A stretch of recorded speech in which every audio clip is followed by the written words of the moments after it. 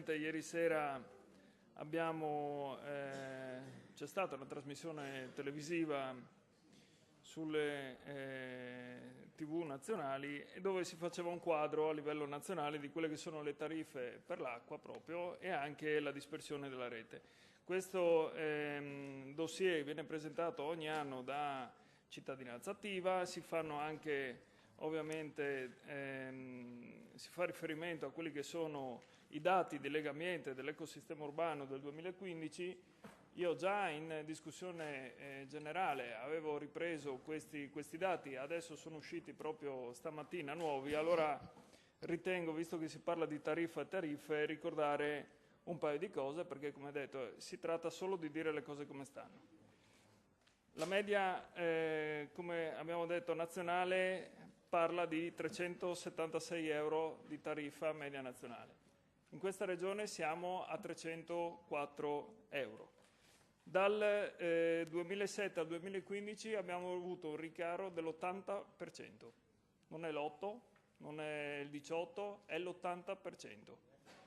Per quanto riguarda la dispersione della rete, dal 2007 al 2014, quindi siamo andati ancora più sotto rispetto a quello che avevo ricordato io 3 settimane fa quando eravamo qui in discussione generale, siamo passati dal 37% di dispersione della rete idrica al 26%.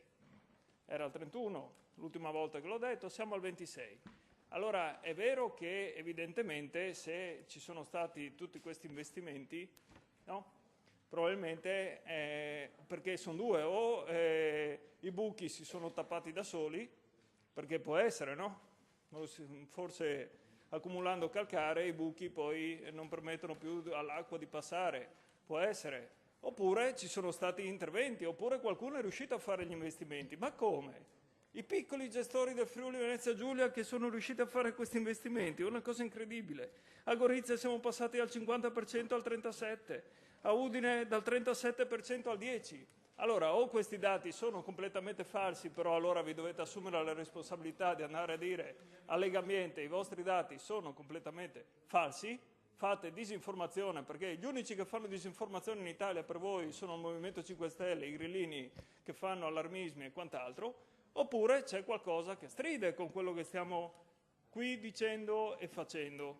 Okay? Ecco perché noi continuiamo a ribadire la necessità comunque che in legge si tolga la parola solo tariffa, ma si mettono anche tariffe, perché le differenze, e poi concludo Presidente, concludo, le differenze, è bene ricordarlo, in base a questo studio che non sarà scientifico per l'amor di Dio, ma allora dobbiamo capire se dobbiamo dare questi dati in diretta nazionale alla sera poi sulle reti pubbliche, va bene o va male. Le differenze sono Trieste 398 euro, ancora superiore a quanto detto qui da Federconsumatori, perché nel 2014 era 368, un incremento del 8,2%.